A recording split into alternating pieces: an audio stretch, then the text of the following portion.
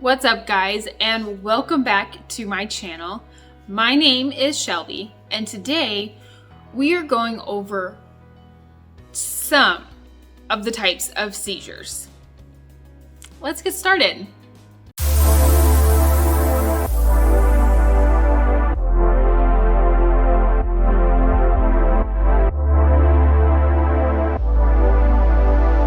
There are a lot of different kinds of seizures. Unfortunately, someone with epilepsy can actually have more than one type. For this video, I will be going over the two main groups of seizures, which include the 6 most common types of seizures. However, it's important to note that it's reported that there could be up to, if not more than, 60 different types of seizures. That's a lot. So the first group of seizures is generalized seizures.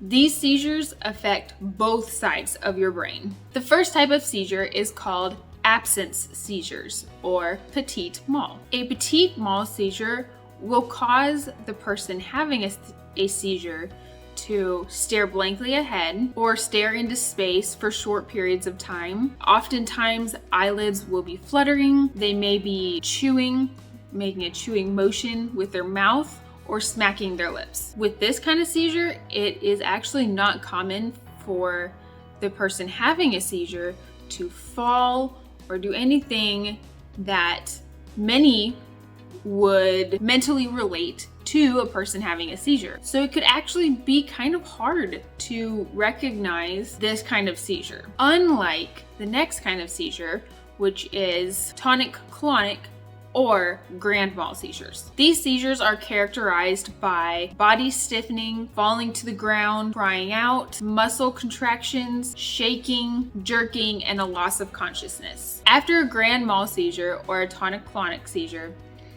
the person who had the seizure will often feel very tired and even have trouble coming back to complete consciousness right away. These are the seizures that I personally suffer from, and I can attest to the fact that after the seizure, typically for the whole day, I'm exhausted.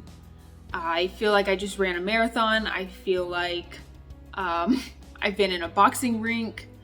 Oftentimes, I've hit the ground really hard, so my body is sore, and the day following them, it can be tough to get through, especially if you're still trying to work and still trying to have a productive day, which is typically what I like to do, just have a normal average life like everybody else. It can be hard. So the fatigue after one of these seizures, it's very real. If you have grand mal seizures, just know that you're not alone in that feeling of sheer and utter exhaustion after one of those seizures. The next type of seizure is a myoclonic, which is almost essentially a mild grand mal seizure, where you have a sudden jolt or stiffness of muscle tone, but not typically will the person having this type of seizure fall to the ground, cry out, things that are associated with grand mal seizures. The next type of seizure in the generalized seizure group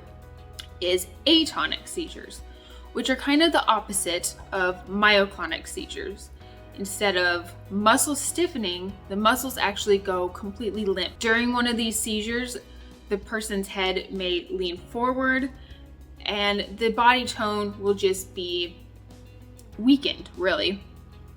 These seizures are typically very short, lasting on average around 15 seconds. Whether the person falls to the ground or not has a lot to do with the length of the seizure and the severity of the seizure as well. The next group of seizures is called focal seizures. These seizures are located in only one side of the brain and are often referred to as partial seizures. The first type is called simple focal seizures. During one of these seizures, a person may experience tasting or smelling something in an odd way, different than how it would typically taste or smell, or a simple twitching of fingers, arms, or legs. This seizure can be very difficult to pinpoint. Oftentimes, if you have generalized seizures, you may experience simple focal seizures and not even know it, which is not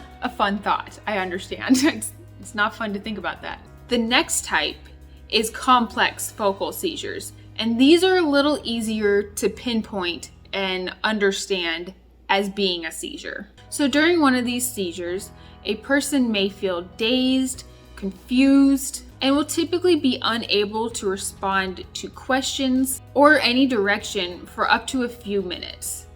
So obviously that would be a little easier to understand as being a seizure, because if you were not experiencing a seizure, you would be able to answer simple questions. Now, the next type of seizure is one of the most common ones and is one that I had never heard of before, but is very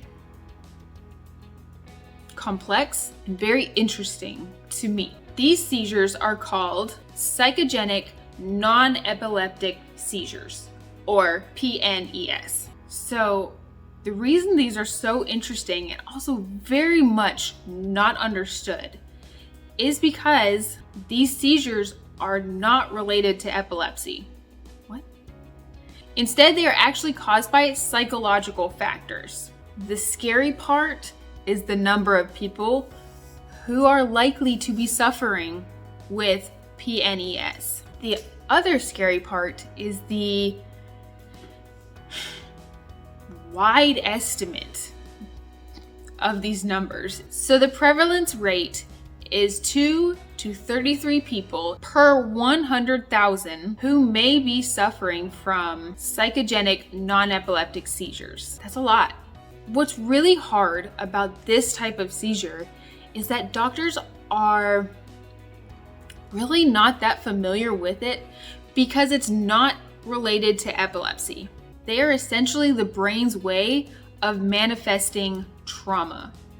So, post-traumatic stress disorder, a lot of people with PTSD will experience a seizure that may just get summed up as being epilepsy, and in reality, it's not. It's a response from their brain to the trauma that they have experienced, and it's almost as if their brain is so overwhelmed by the trauma that it can't physically handle it anymore, and thus a seizure happens. Why I find this so interesting is because, one, I guess the intensity of the situation really pulls on my heartstrings, because having a husband in the military, I know people that have had PTSD, and maybe possibly one of them had a seizure and just got thrown into the group of being considered epileptic. And that's not what they needed at all. These people needed therapy and help with their mental health, and they're not going to get that. And I do ask that if you are suffering from PTSD, if you've been through some sort of intense trauma in your life, you go talk to a therapist or just anyone that can maybe help you get through this. All of the studies that I read through, all of the information that I gave you in this video is linked below. If you'd like to take a deeper dive into any of the type of seizures that were listed today. In a future video, I do plan on going over some of the other seizures. Like I said, there is thought to be up to, if not more than, 60 different types of seizures. So I do plan on doing more videos in the future going over the types of seizures that we're not very familiar with yet. I hope you guys have enjoyed this video. I hope you have learned something from it. If you're going through any of these type of seizures, just know that I'm there with you, and I'm going through it too, and I understand that it's not always fun, but it is the hand that we have been dealt in this life, and you just gotta make the best of it. I hope y'all have had a wonderful, wonderful day. Please like and subscribe. It really, really helps my channel grow. And I will see y'all next time. Bye.